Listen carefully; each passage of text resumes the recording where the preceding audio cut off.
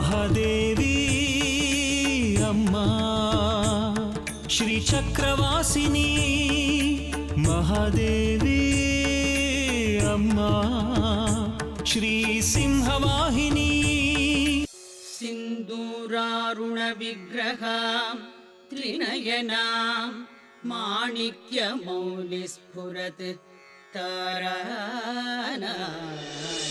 ಶೇಖರ.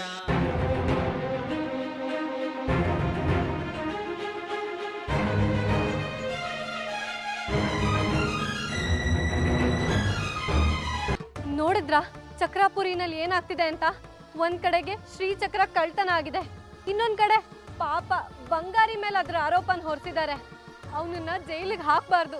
ನಮ್ಮ ಪಾಲಿಗೆ ಸುಂದ್ರಮ್ಮ ಇದ್ದಾಳೆ, ಅಮ್ಮನವರಿದ್ದಾರೆ.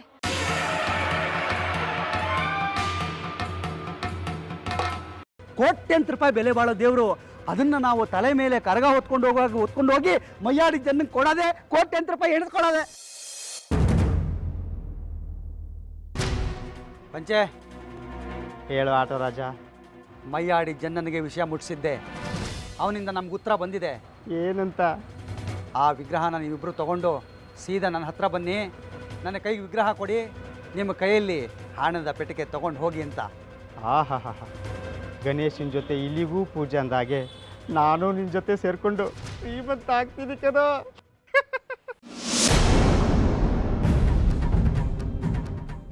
ಪಂಚಾಕ್ಷರಿ, ನಾನು ಹೇಳಿದ್ದೆಲ್ಲ ಸಿದ್ಧವಾಗಿದೆಯೇನೋ? ಎಲ್ಲ ಸಿದ್ಧವಾಗಿದೆ ಕಣ. ಹಾಂ ನೋಡು, ನೀನು ತಂದಿರೋ ಈ ಪ್ರಸಾದನ ಈ ಮನೆಯವ್ರನ್ನೆಲ್ಲ ಆಚೆ ಕರೆದು ಅವ್ರ ಜೊತೆ ಮಾತಾಡಿಸ್ತಾ ಕೊಡು. ನಾನು ಹಿಂದೆಗಡೆಯಿಂದ ಹೋಗಿ ಆ ವಿಗ್ರಹನ ಎತ್ಕೊಂಡು ಹಿಂದಿನ ಬಾಗಿಲಿಂದನೇ ಬಂದ್ಬಿಡ್ತೀನಿ.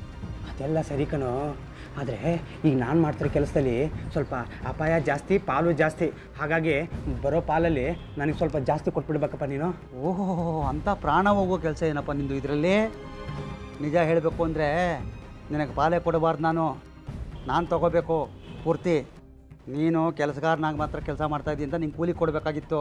ನಿಜ ಹೇಳಬೇಕು ಅಂದರೆ ನನಗೆ ಅಪಾಯ ಜಾಸ್ತಿ ಗೊತ್ತಾ? ಮನೆಯವ್ರಿಗೆಲ್ಲ ಗೊತ್ತಾದ್ರೆ ನನ್ನನ್ನು ತದಕ್ತಾರೆ. ಏನೋ ಈಗಂತೀಯಾ? ಈಗ ನಾನು ಮಾಡ್ತಾರೋದು ನಾಟಕ ಅಂತ ಗೊತ್ತಾದರೆ ಮನೆಯವರೆಲ್ಲ ಹಾಕೊಂಡು ತದಕ್ತಾರೆ. ಈ ಮನೇಲಿ ಇದನ್ನೆಲ್ಲ ಗೇಂಡಾಮೃಗ ವಿದ್ಯಾಶಂಕರ ಗುಮ್ಮ ಹಾಕಕ್ಕೆ ಅವನು ಒಬ್ಬನೇ ಸಾಕು. ಸರಿ, ಈಗ ಮೊದಲು ಕೆಲಸ ಮುಗಿಸೋಣ, ಆಮೇಲೆ ಪಾಲನ ಬಗ್ಗೆ ಮಾತಾಡೋಣ. ಹಾಂ, ನೀನು ಕೆಲಸ ಮುಗಿಸು, ನಾನು ಹಿಂದಿನ ಬಾಗಿಲಿಂದ ಬರ್ತೀನಿ, ಆಯಿತಾ? ಸರಿ ಹೊರಡ.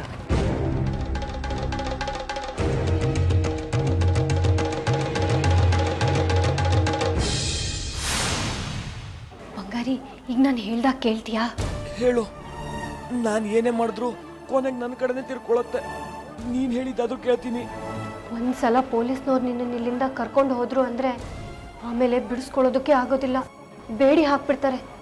ನಾವೇನೇ ಮಾಡಿದ್ರು ಈಗಲೇ ಮಾಡಬೇಕು. ಈಗ ಹೇಗಿದ್ರು ನೀನು ಚೇತರಿಸ್ಕೊಳ್ಳಿ ಅಂತ ನಿನ್ನನ್ನು ಇಲ್ಲೇ ಬಿಟ್ಟಿದ್ದಾರೆ. ನಾವಿಲ್ಲಿಂದ ತಪ್ಪಿಸ್ಕೊಂಡು ಹೊಟ್ಟೋಗೋಣ, ಬಂದ್ಬಿಡು ನನ್ನ ಜೊತೆ. ಏನು ಹೇಳ್ತಿದ್ಯಾ ಜಾಜಿ ನೀನು? ನೀನು ಉಳ್ಕೊಳ್ಳೋಕಿರೋ ದಾರಿ ಇದೊಂದೇ ಕಣೋ, ಬೇರೆ ಉಪಾಯನೇ ಇಲ್ಲ. ಯೋಚನೆ ಮಾಡೋ. ಆಯ್ತು, ಆದ್ರೆ ಹೋಗೋದೆಲ್ಲಿಗೆ? ಅದನ್ನೆಲ್ಲ ನಿನಗೆ ನಾನು ಆಮೇಲೆ ಹೇಳ್ತೀನಿ. ನೀನು ಸುಮ್ಮನೆ ನನ್ನ ಜೊತೆಗೆ ಬಾ ಅಷ್ಟೇ. ಆದ್ರೆ ಯಾಕೋ ಭಯ ಆಗ್ತಿದೆ ಕಣೆ. ಆಹಾ, ಶಾಸ್ತ್ರಿಗಳಿಗೆ ಮಾರಿಗುಡಿಗೆ ಗುಂಡು ಹಾರಿಸುವಾಗ ಭಯ ಇರ್ಲಿಲ್ವಾ? ತಪ್ಪಿಸ್ಕೊಂಡು ಹೋಗೋದಕ್ಕೆ ಭಯನಾ? ನೀನು ನನ್ನ ಜೊತೆಗೆ ಬಂದರೆ ಬದುಕೋತ್ಯ, ಇಲ್ಲ ಅಂದರೆ ಬಂದಿಖಾನೇನೆ ಖಚಿತ. ನಮ್ಮ ರಕ್ಷಣೆಗೆ ಸುಂದ್ರಮ್ಮ ಇದ್ದಾಳೆ. ನಾನು, ನೀನು, ಸುಂದ್ರಮ್ಮ 3 ಜನ ಎಲ್ಲಾದರೂ ಹೋಗ್ಬಿಡೋಣ. ಹಾಗಂತೀಯಾ? ಹೌದು, ಇದೊಂದೇ ನಮ್ಗೆ ಉಳಿದಿರೋ ಮಾರ್ಗ. ನಾವು ಹೊರಟ್ಬಿಟ್ರೆ ಅಮ್ಮ? ಅವ್ರಿಗೇನು ತೊಂದರೆ ಆಗದಿರೋ ಹಾಗೆ ನೋಡ್ಕೊಳ್ಳೋದಕ್ಕೆ ಏನಾದರೂ ವ್ಯವಸ್ಥೆ ಮಾಡೋಣ. ಮೊದಲು ನೀನು ಇಲ್ಲಿಂದ ಪಾರಾಗಬೇಕು. ನೀನು ಹೇಳೋ ಸರಿನೇ, ಆದ್ರೆ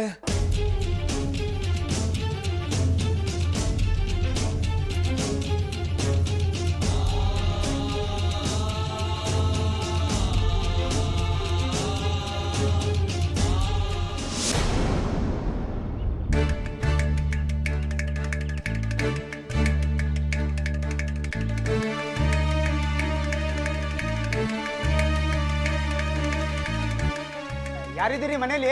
ಯಾರಿ ಅದು? ಬಂದ ಗೇಂಡಾಮೃಗ. ಏನಪ್ಪ ವಿದ್ಯಾ, ಚೆನ್ನಾಗಿದ್ದೀಯಾ? ನಾನು ಚೆನ್ನಾಗಿದ್ದೀನಿ. ನೀವೇನಿಲ್ಲಿ ದೇವಸ್ಥಾನದ ಕೆಲಸ ಎಲ್ಲ ಬಿಟ್ಟು ಇಲ್ಲಿ ಬಂದಿದ್ದೀರಾ? ಏನು ಸಮಾಚಾರ? ಅದು ದೇವಸ್ಥಾನದಲ್ಲಿ ವಿಶೇಷವಾದ ಪೂಜೆ ನಡೀತು. ನೀವು ಯಾರು ದೇವಸ್ಥಾನದ ಹತ್ರ ಬರಲಿಲ್ವಲ್ಲ, ಹಾಗಾಗಿ ನಾನೇ ಪ್ರಸಾದ ಕೊಟ್ಟೋಗೋಣ ಅಂತ ಬಂದೆ. ಕೊಡ್ತೀನಿ. ಇಲ್ಲ, ಇದು ವಿಶೇಷವಾದ ಪ್ರಸಾದ, ನಾನೇ ಎಲ್ರಿಗೂ ಹಂಚಬೇಕು. ಮತ್ತಾರಿದ್ದಾರೆ ಕರಿ? ಯಾರದು? ಅಮ್ಮ ನಮಸ್ತೆ, ನಾನು ದೇವಸ್ಥಾನದ ಗುಮಾಸ್ತ ಪಂಚಾಕ್ಷರಿ. ಓಹೋ, ನೀನೇನಯ್ಯ?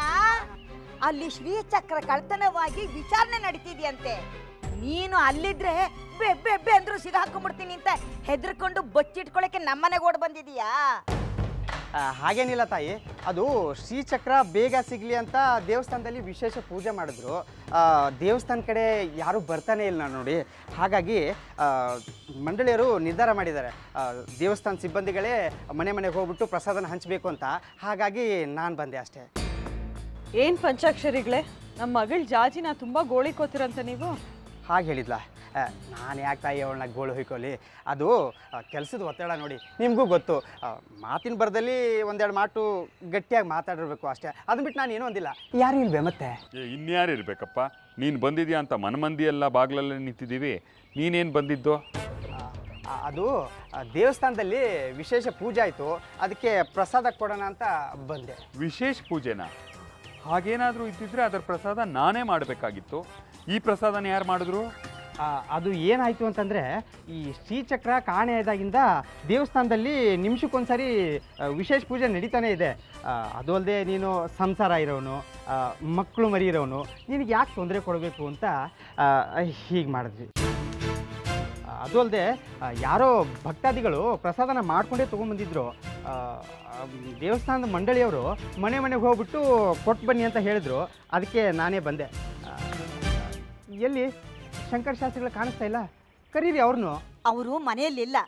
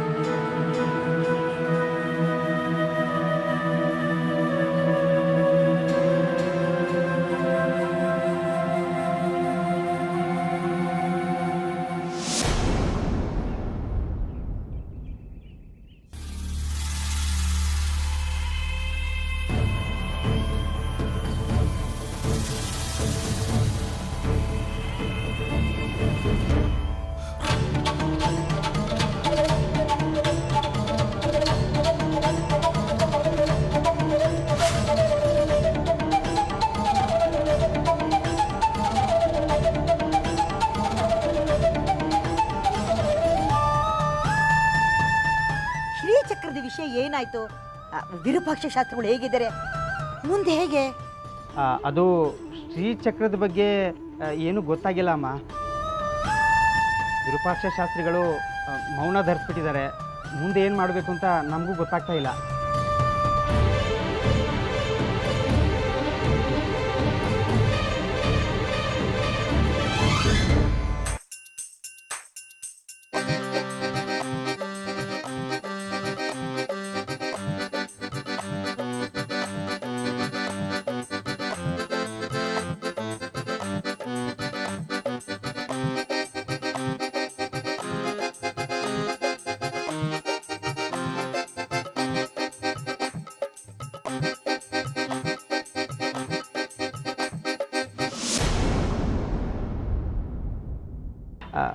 ಅದಿರಲಿ, ಎಲ್ಲರೂ ಬಂದ್ರಾ?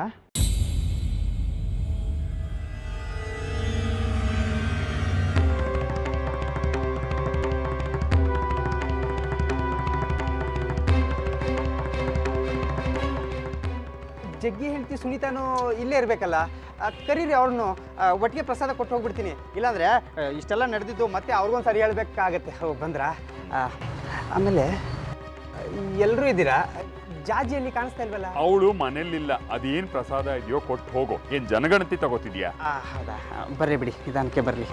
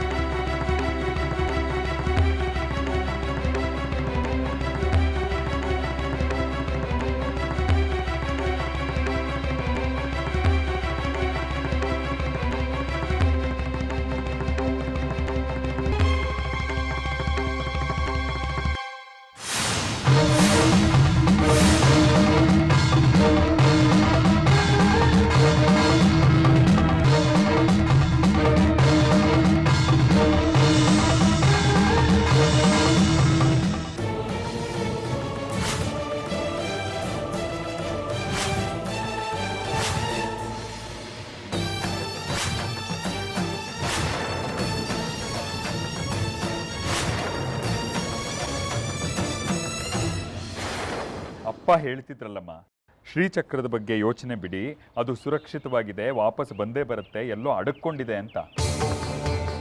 ಶ್ರೀಚಕ್ರ ಈಗ ಸುರಕ್ಷಿತವಾಗಿರಬಹುದು, ಮುಂದೆ ದುಷ್ಟರ ಕೈಗೆ ಸಿಗೋದಿಲ್ಲ ಅಂತ ಹೇಗೆ ಹೇಳೋದು? ಅವ್ರ ಕಣ್ಣಿಗೆ ಬಿದ್ದು ಅವ್ರ ಕೈವಶ ಆದ್ರೆ? ಅಮ್ಮ, ಅದೇನು ಹಣಕಾಸ, ಚಿನ್ನ ಬೆಳ್ಳಿನ? ಅಕಸ್ಮಾತ್ ದುಷ್ಟರ ಕೈಗೆ ಆ ಶ್ರೀಚಕ್ರ ಸಿಕ್ಕರೂ ಅದರ ಶಕ್ತಿ ಎಂಥದ್ದು ಗೊತ್ತಿಲ್ವಾ ನಿನಗೆ? ರಾಕ್ಷಸರನ್ನು ಮನುಷ್ಯರನ್ನಾಗಿ ಮಾಡುತ್ತೆ, ಕಳ್ಳರನ್ನು ಅದರ ಉಪಾಸನೆ ಮಾಡೋ ಹಾಗೆ ಮಾಡಿಬಿಡುತ್ತೆ. ಅಂಥ ಶಕ್ತಿ ಶ್ರೀಚಕ್ರಕ್ಕೆ ಇದೆ. ಒಂದೇ ಕೆಲಸ ಆಯ್ತಲ್ಲ ಪಂಚಾಕ್ಷರಿ ಅವರೇ, ನಿಮ್ಮನ್ನ ಇಲ್ಲೇ ಊಟ ಮಾಡ್ಕೊಂಡು ಹೋಗಿ ಅಂತ ಹೇಳೋಣ ಅಂದ್ರೆ ಪಾಪ ನೀವು ಪ್ರಸಾದನ ಇನ್ನೂ ಬಹಳಷ್ಟು ಮನೆಗಳಿಗೆ ಹಂಚಬೇಕು. ಮೊದಲು ಹೊರಡಿ, ನೀವು ಇಲ್ಲೇ ಊಟಕ್ಕೆ ಕುಂತ್ರೆ ಇನ್ನೂ ತುಂಬಾ ಹೊತ್ತಾಗತ್ತೆ. ಹೊರಡಿ ಹೊರಡಿ ಹೊರಡಿ. ಅಲ್ಲ ಇನ್ನೇನು ಪಂಚಾಕ್ಷರಿಗಳೇ? ಏನಿಲ್ಲ ವಿದ್ಯಾ, ಏನಿಲ್ಲ. ನೀನು ಹೋಗಪ್ಪ, ನೀನು ಹೋಗು, ಪ್ರಸಾದ ತಿನ್ನು ಹೋಗು. ಹೋಗು ವಿದ್ಯಾ.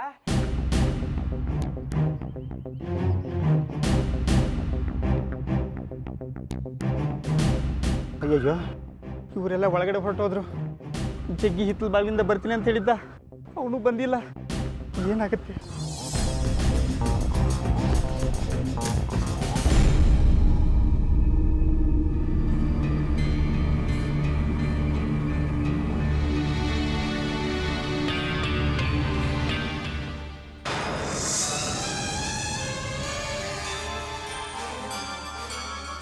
ದೇವರು ನೀವು ನಮ್ಮ ಪಾಲ್ಗೆ, ನನ್ನ ಮಗ ನಿಮ್ಮನ್ನು ಕೊಲ್ಲಕ್ಕೆ ಪ್ರಯತ್ನ ಪಟ್ಟ ಅಂತ ಏನೇನೋ ಹೇಳ್ತವ್ರೆ. ಅದೆಲ್ಲ ಸುಳ್ಳು ಅಂತ ಪೊಲೀಸ್ನವ್ರಿಗೆ ಒಂದು ಮಾತು ಹೇಳಿ ಅವನನ್ನು ಬಿಟ್ಟು ಕಳಿಸ್ಬಿಡ್ತಾರೆ. ಅವನ ಮನ್ಸು ಎಂಥದ್ದು ಅಂತ ನಿಮಗೆ ಗೊತ್ತಲ್ಲವ್ರ? ಅವನಿನ್ನೂ ಪೊಲೀಸ್ನವ್ರ ವಶದಲ್ಲಿದ್ದಾನೆ, ಅದಕ್ಕೆ ಉಳ್ಕೊಂಡಿದ್ದಾನೆ. ನನ್ನ ಕೈಗೆ ಏನಾದರೂ ಸಿಕ್ಕಿದ್ದಿದ್ರೆ ಇಷ್ಟೊತ್ತಿಗೆ ಅವನ ದೇಹ ಚಿತೆ ಮೇಲೆ ಇರ್ತಾ ಇತ್ತು. ಅಡ್ಬೆ ನಾಯಿನ್ ತಗೊಂಬಂದು ಶ್ರೀಚಕ್ರದ ಉತ್ಸವದಲ್ಲಿ ನೇರವಾಗಿ ನನ್ನ ಎದೆಗೆ ಗುಂಡಿಟ್ಟಿದ್ದಾನೆ. ನಾನು ಮಾಡಿದ ಪುಣ್ಯ, ನಾನು ಉಳ್ಕೊಂಡೆ ಅಷ್ಟೇ. ಉದ್ದೇಶಪೂರ್ವಕವಾಗಿ ನನ್ನನ್ನು ಕೊಲ್ಲೋದಕ್ಕೆ ಪ್ರಯತ್ನ ಪಟ್ಟಿದ್ದಾನೆ ಅನ್ನೋದು ಎಲ್ಲರ ಎದುರುಗಡೆ ಸಾಬೀತಾಗಿದೆ. ನೇಣಗಂಬಕ್ಕೆ ಏರಿಸ್ತೀನವನ್ನ ಸುಮ್ಮನೆ ಬಿಡೋದಿಲ್ಲ, ಅರ್ಥ ಆಯ್ತಾ? ಅಯ್ಯೋ, ನಿಮ್ಮನ್ನು ಕೊಲ್ಲೋದಕ್ಕೆ ಪ್ರಯತ್ನ ಪಟ್ಟ, ಶ್ರೀಚಕ್ರ ಕದ್ದ ಅಂತ ಏನೇನೋ ಆರೋಪ ಹೊರಿಸ್ತವ್ರೆ. ಏನು ಅರಿದಿರೋ ಹಸಗೂಸದು. ಅಮ್ಮನವ್ರ ದೇವಸ್ಥಾನ ತವ ಚಪ್ಪಲಿ ಕಾಯೋದು ಬಿಟ್ರೆ ಇನ್ನೇನು ಗೊತ್ತಿಲ್ಲ ನನ್ ಕಂದಂಗೆ. ದ್ಯಾವ್ರು ನೀವು, ಅವ್ನು ಏನೇ ತಪ್ಪು ಮಾಡಿದ್ರು ಹೊಟ್ಟೆಗೆ ಹಾಕ್ಸ್ಕೊಂಡು ಕ್ಷಮಿಸ್ಬಿಡಿ. ಅವನನ್ನ ಬಿಡಿಸ್ಕೊಡಿದ್ದೆ ಅವರು. ನಿಮ್ ಕಾಲಿಗೆ ಬೀಳ್ತೀನಿ, ನಿಮ್ ತಮ್ಮಯ್ಯ ಅಂತೀನಿ. ಪೊಲೀಸ್ನವ್ರು ಶಿಕ್ಷೆ ಕೊಟ್ರೆ ಸರಿ. ಅವ್ರು ಶಿಕ್ಷೆ ಕೊಡದೆ ಇವನೇನಾದ್ರೂ ಪೊಲೀಸರಿಂದ ಬಿಡಿಸ್ಕೊಂಡು ಬಂದ್ರೆ ನಮ್ ಜನ ಕಾಯ್ತಾ ಇದ್ದಾರೆ ರಸ್ತೆನಲ್ಲಿ ಉರುಳಾಡಿಸ್ಕೊಂಡು ಬಿಡಿಯೋದಕ್ಕೆ. ಅವನು ಖಂಡಿತ ಬಿಡಲ್ಲ ಹುಚ್ಚು ನನ್ನ ಮಗನ್ನ. ನೋಡೋ, ಇನ್ನೊಂದು ಸಾರಿ ನಿನ್ನ ಮಗನ ನೆಪ ಹೇಳ್ಕೊಂಡು ನನ್ನ ಹತ್ರ ಬರ್ಬೇಡ. ಸತ್ತು ಹೋಗಿದ್ದಾನೆ ಅಂತ ಮರ್ತು ಬಿಡೋ.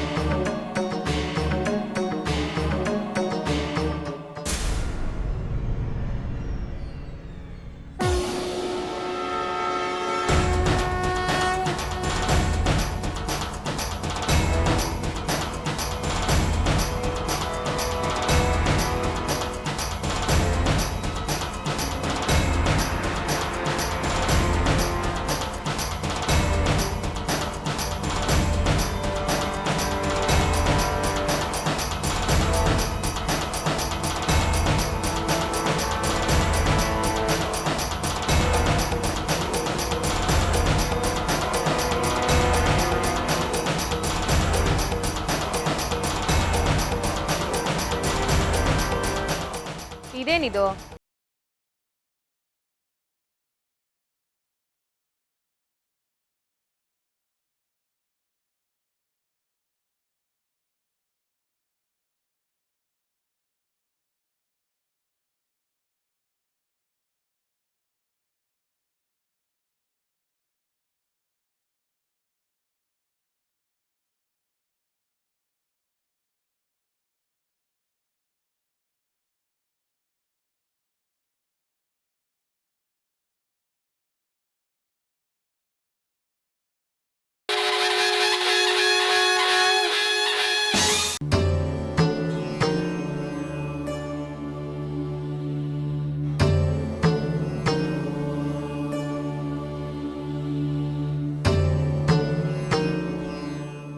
ಅಜ್ಜಯ್ಯ,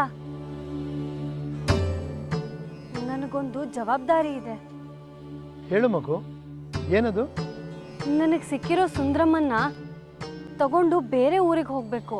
ಯಾಕಮ್ಮ, ಏನು ಅಪಚಾರವಾಯ್ತು ನಮ್ಮಿಂದ? ಅಪಚಾರ ಏನಿಲ್ಲ ಅಜ್ಜಯ್ಯ, ಮೇಷ್ಟ್ರಮ್ಮ ಹೇಳಿದ್ದಾರೆ 3 ಶಕ್ತಿ ಕ್ಷೇತ್ರಗಳಿಗೆ ಸುಂದ್ರಮ್ಮನ್ ಕರ್ಕೊಂಡು ಹೋದ್ರೆ ಶ್ರೀಚಕ್ರ ವಾಪಸ್ ಬಂದು ಅದರ ಸ್ಥಳ ತಲುಪತ್ತಂತೆ. ಓ, ಶ್ರೀಮತಿ ಹೇಳಿದ್ಲಾ? ನನಗೆ ಶ್ರೀಮತಿ ವಿಷಯನೇ ಅರ್ಥವಾಗೋದಿಲ್ಲ. ಒಂದೊಂದು ಸರ್ತಿ ವಿಚಿತ್ರವಾಗಿ ನಡ್ಕೋತಾರೆ. ಕೆಲವು ಸಲ ಮನೆ ಮಗಳ ಥರ, ಇನ್ನು ಕೆಲವು ಸಲ ನನಗಿಂತ ಹಿರಿಯಳ ಥರ. ತುಂಬ ಸರಳ, ಅಷ್ಟೇ ಒಗಟು. ಯಾರಿವಳು? ನಿನಗೇನಾದರೂ ಬೇರೆ ತರಹ ಗೋಚರಿಸ್ತಾಳೇನಮ್ಮ ಈ ಶ್ರೀಮತಿ? ಇನ್ನೂ ಒಂಥರ ದೈವಿಕ ಭಾವನೆ ಮೂಡುತ್ತೆ. ಅವ್ರು ಹೇಳಿದ್ರೆ ಒಂಥರ ಅಮ್ಮನವರೇ ಹೇಳ್ತಿದಾರೇನೋ ಅನ್ಸತ್ತೆ.